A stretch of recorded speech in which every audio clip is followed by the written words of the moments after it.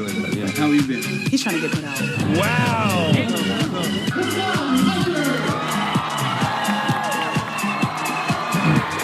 What's going on, everybody? I hope everyone's having a fantastic evening, fantastic afternoon, fantastic pre-noon, no matter where you are in the world. I'm Hassan Piker, and this is the HASAN broadcast coming to you live from sunny Detroit, Michigan, United States of America. You already know what it is. We're live, we're alive, and I hope everyone is having a fantastic one. Absolute crash out from Haley Stevens. We're going to be talking about her tweet. Her closing message is literally the most online shit I've ever fucking seen. One of the things that I have noticed and find very interesting is the fact that the establishment wing of the Democratic Party used to present themselves as like the reasonable people that understood the working class. People that didn't spend a good deal of time on the internet, people that were, doing the work. A workhorse, if you will, right? From Michigan. What's been really interesting about this process is that it turns out when left to their own devices, when they actually have a real left flank insurgency that is taking out seats piece by piece, the only tools that they have in their tool belt is the old school, shallow identity politics, false smears of claiming that your opponent is like anti-black or anti-woman, and claiming electability to an increasingly smaller group of people at the heart of the party. And last but not least, unbelievable levels of enmity towards people that they feel have wronged them online. And it is a remarkably online candidacy for Haley Stevens. You wouldn't expect it because she's like goofy. She's got the Youper accent. She's like really building this up. She's hyping herself up as I'm a roll my sleeves kind of gal to do Michigan stuff. She's LARPing when the only thing she has done, and especially with her closing argument, is utterly devoid of policy and, dare I say, trying to foment racial animus and, of course, cynical deployment of anti-Semitism smears against Abdul al-Sayed. So we start here. When Abdul al-Sayed did this interview with Amani. And in this interview, this is one of the choice quotes from the interview, Abdul al-Sayed says, AIPAC, come after me. When AIPAC watches this, come for me. See what happens. Come for me. Like, I know you keep coming, but like, you picked literally the least capable candidate in America, right? And then Chuck Schumer doubles down, and then AIPAC doubles down. And part of me is like, okay, look, if you think you can beat money out of politics, money in your pocket, Medicare for all, come. But I'll tell you what people don't want. They don't want money in a foreign government. They want money here. So it's pretty clear he's targeting AIPAC, which has spent, upwards of $34 million on this race so far. Almost $40 million on this race alone. In the primaries alone, that's a pretty significant number. And it's perfectly understandable that he's even sidestepping Haley Stevens to a certain degree and just talking about AIPAC and saying that AIPAC fucked up by choosing the wrong person. Now, this was very frustrating for Haley Stevens, who is slated to lose this primary, inshallah. And she delivered this closing message. Abdul, we were both on the ballot in 2018. I was capable of winning my competitive primary and general election. You lost. You lost by over 20 points to Gretchen Whitmer, and you will lose to Mike Rogers by talking like this. Everyone in America understands you want to blame all your problems on Jewish Americans. What the fuck? Where did that come from? Jewish Americans? Let me tell you something. The notion that AIPAC is representative of Jewish Americans is perhaps one of the most anti-Semitic things you can say. And I'm not even talking about it as like from the anti-Zionist perspective, right? I'm not even saying that as like the woke guy who's always fucking talking about how Israel is fomenting anti-Semitism. I'm just straight up looking at the objective numbers of what American Jews despise. AIPAC is up there. At this point, there are few things less popular than AIPAC for American Jews. You can make an argument, a separate argument about Zionism, what it means to American Jews, or Israel and what it means to American Jews to varying degrees. Some people defend it, some people don't, whatever. But AIPAC is seen as this far-right, MAGA billionaire-backed institution, organization that is unbelievably undemocratic and unbelievably unpopular. So for her to just say AIPAC is actually a substitute here for all American Jews is more anti-Semitic than anything that they have claimed Abdul al-Sayed has ever said. Not anything he's actually said, because he's not anti-Semitic at all, but even their claims do not come near the level of anti-Semitism demonstrated in this talking point. But of course, we expect that from the stick it to 'em, that's the Michigan way candidate. But buddy, let me be very clear.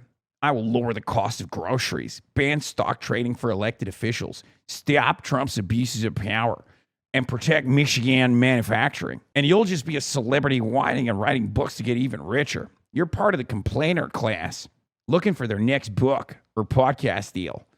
Bro. Bruh. She said, bro, I just want to work for Michigan. What gives? This is her final message. And her final message is like, you're complaining too much. Which, by the way, given that Abdul is, running for office in a primary, she's not just saying that about Abdul, she's saying that about all voters. Voters who want to vote for Abdul, voters who, might share the same frustrations that Abdul is channeling and communicating solutions to. So she's basically just saying, shut the fuck up. Not just to Abdul, but to anyone that is complaining. Anyone that is complaining about, Donald Trump, prices, the level of influence that Israel has on American democracy, our endless warmongering overseas. Haley Stevens saying that is so unbelievably out of touch, but it doesn't matter, right? The media still plays the same silly song and dance. Although, if you look at this, most American Jews oppose AIPAC spending in Democratic primaries, survey finds. Most have not heard much about the role pro-Israel groups have played in this year's primaries, another survey found. So I found this to be waving the white flag. But in some respects, she was waving the white flag after dumping 60 million. Okay, dumping 60 million into this race. Is Haley Jewish? Contrary to what some people in the commentary sphere have claimed, and contrary to how Haley Stevens presents herself, Haley Stevens is not Jewish. She's Christian. But it doesn't end there. Here's the other parting message. And this is the part where we get really online. Are you ready for this? Haley Stevens says, they might not like how I sound, but I will make sure that Michigan is heard. There's those cool kids on the internet making fun of how I talk.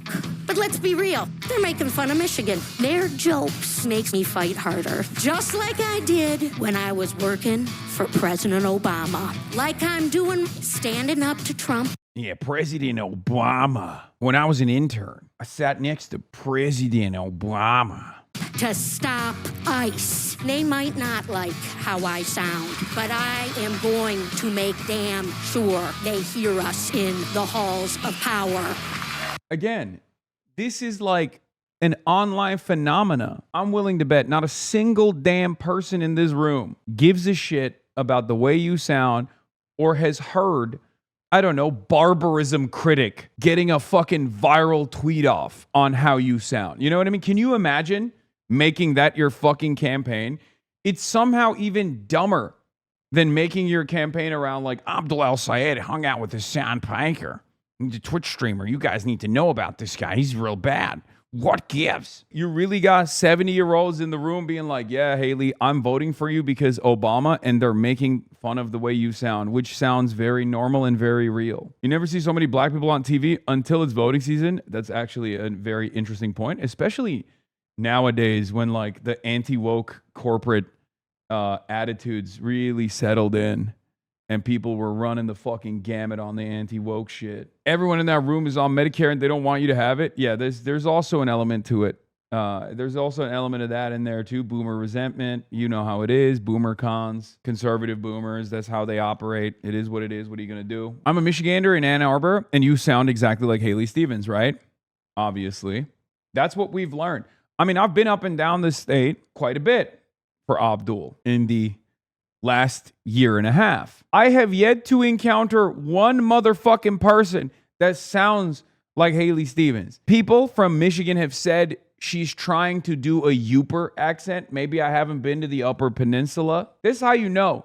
This is how you know I'm fucking Michigan. Okay? This is how you know I'm a real one. I know this. But if you ask Haley Stevens, who's now nationalized this Senate campaign, the Senate primary, the only takeaway that she wants you to have from her disastrous dumpster fire of a campaign is that this is how everyone in Michigan speaks. Okay? That's devastating. That is ridiculous. I don't know, bro. She's really growing on me. Like a cancer. Yeah, she's trying to pull the John Kennedy nonsense, but as a Democrat. It's actually really interesting to see it happen as a Democrat.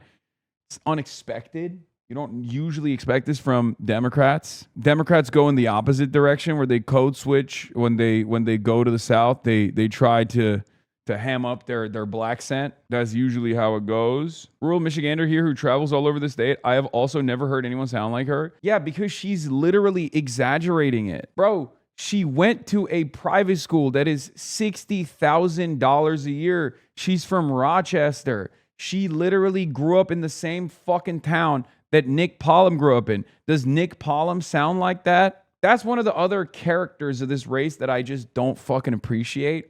This like subtle but not so subtle way of saying like, I'm from Michigan. My opponent is not. Dog, Abdul was born like 10 miles away from you. What the fuck are you talking about? He's not real Michigan. I think we know what you're saying when you say the brown guy, whose name is Abdurrahman Mohammed El Sayed of Egyptian descent, is not real Michigan like you are. That's been hella annoying too. The fuck do you mean I'm real Michigan, unlike my opponent? Unlike my opponent. He doesn't have a quirky accent. That's real Michigan.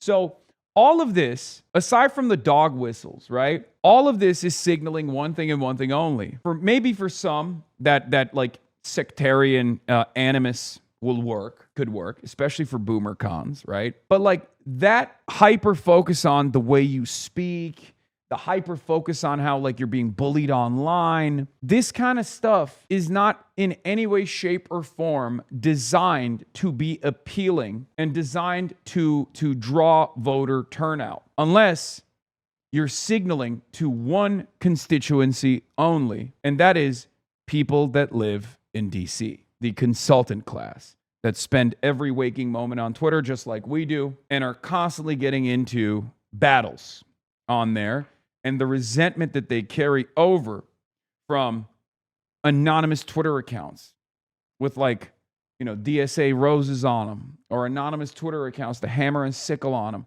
carries into like some kind of political representation in the real world, as though these factional battles between Neera Tanden and her reply guys and gals is in any way, shape, or form going to have an impact on the lives and livelihoods of Michiganders. I don't want to give advice to my opposition, but it doesn't really matter because they never listen to me. Even when I am literally yelling at them over and over again about what's going to happen next, and then it inevitably comes true, and I'm just going to give them advice one more time. Stop hyper-focusing on Twitter battles that you have. These things are not appealing to the average people.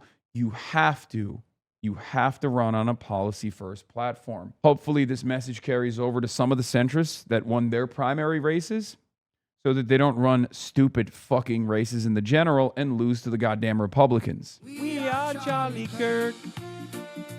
We carry the flame. We'll fight for the gospel. We'll honor his name. We are Charlie Kirk. His courage on. Together unbroken. We'll make heaven known.